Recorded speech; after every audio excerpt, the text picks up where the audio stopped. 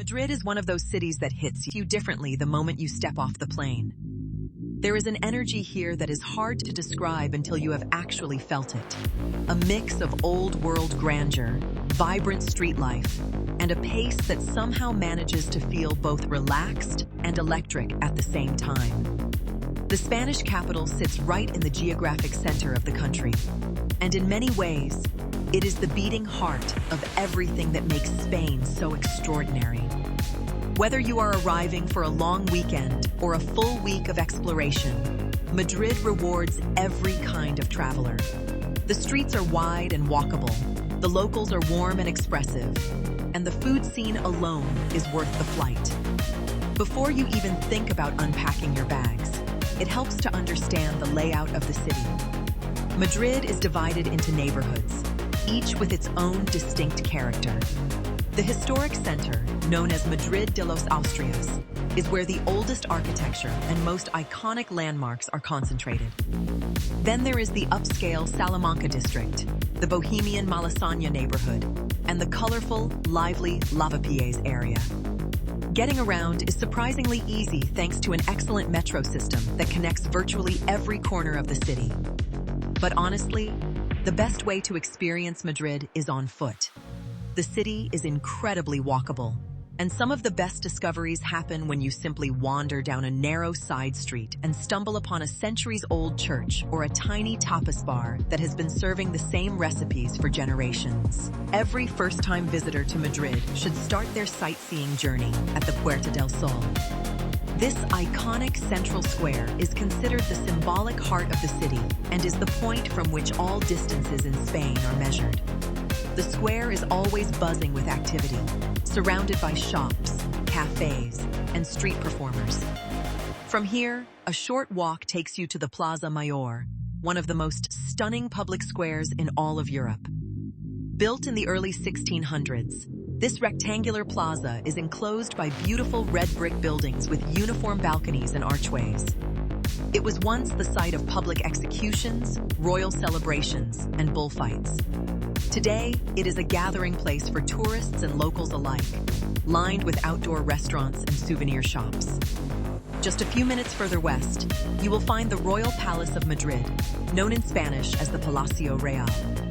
This is the official residence of the Spanish royal family, though it is used primarily for state ceremonies rather than as a private home. The palace is one of the largest in Europe, boasting over 3,000 rooms, though only around 50 are open to the public. The interiors are breathtakingly opulent, filled with priceless tapestries, frescoes, and royal artifacts. The surrounding Sabatini Gardens offer a peaceful escape and a perfect spot for photographs with the palace as your backdrop. Not far from the palace is the Almudena Cathedral, a massive neo-Gothic structure that took over 100 years to complete.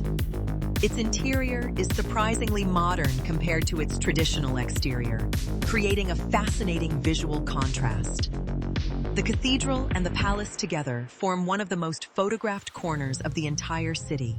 Madrid is home to one of the most impressive concentrations of world-class art museums anywhere on the planet. The area known as the Paseo del Arte, or the Golden Triangle of Art, brings together three legendary institutions within easy walking distance of each other. The Museo del Prado is the crown jewel of Spanish art and one of the finest art museums in the world. Its collection spans centuries and includes masterpieces by Francisco Goya, Diego Velázquez, El Greco, and Hieronymus Bosch. The sheer scale of the collection can be overwhelming, so it is worth planning your visit in advance and focusing on the highlights if your time is limited. Just a short walk away is the Museo Reina Sofia, which focuses on modern and contemporary art. This is where you will find Pablo Picasso's legendary painting, Guernica, a devastating and powerful depiction of the bombing of a Basque town during the Spanish Civil War. The painting is enormous in both size and emotional impact, and standing in front of it is one of those genuinely moving experiences that stays with you long after you leave. Completing the triangle is the Thyssen-Bornemisza Museum, which houses an extraordinary private collection that spans from medieval art all the way through to the 20th century.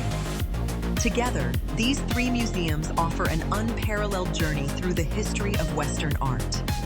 Even if you are not typically a museum person, the sheer quality and variety of what is on display here is enough to convert anyone into an art enthusiast, at least temporarily. Beyond the major landmarks, Madrid has a softer, more intimate side that reveals itself in its parks and quieter neighborhoods. The Retiro Park, officially known as the Parque del Buen Retiro, is the green lung of the city and an absolute must-visit. Originally a royal retreat, this vast park covers over 300 acres and is filled with fountains, sculptures, rose gardens, and tree-lined paths. At its center is a large artificial lake, where you can rent rowboats and drift lazily across the water while the city hums around you. On weekends, the park transforms into a lively social space where families picnic, street musicians perform, and artists display their work along the paths.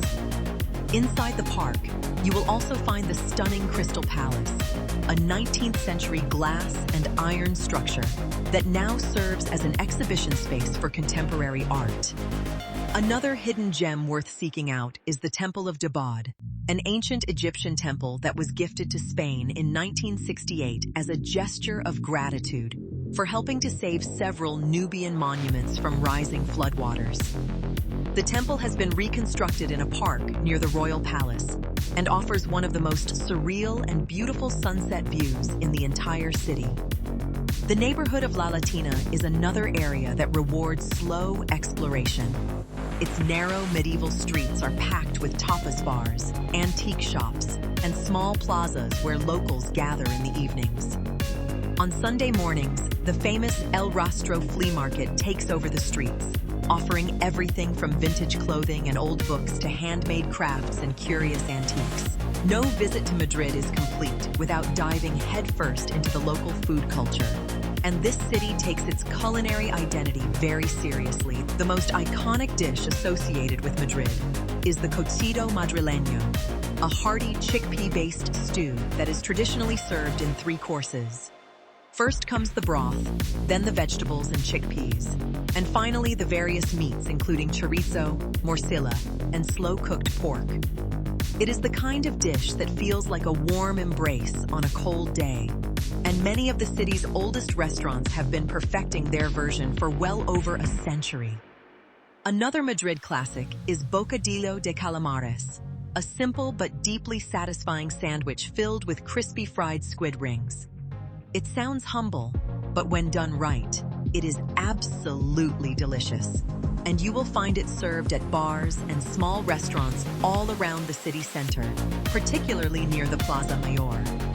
For breakfast, madrileños swear by churros con chocolate, thick fried dough sticks served alongside a cup of rich, dense hot chocolate perfect for dipping.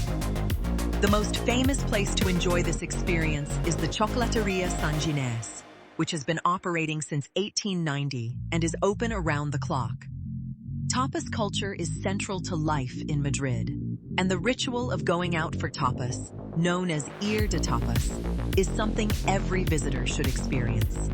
Unlike in some other Spanish regions, tapas in Madrid are not always free with your drink, but the quality and variety more than make up for it. From patatas bravas, which are crispy fried potatoes served with a spicy tomato sauce and aioli, to jamón ibérico, the world-renowned cured ham sliced paper-thin from legs hanging behind every bar counter. The flavors of Madrid are bold, honest, and deeply satisfying. The Mercado de San Miguel, a stunning iron and glass market near the Plaza Mayor, is one of the best places to sample a wide range of these flavors under one roof.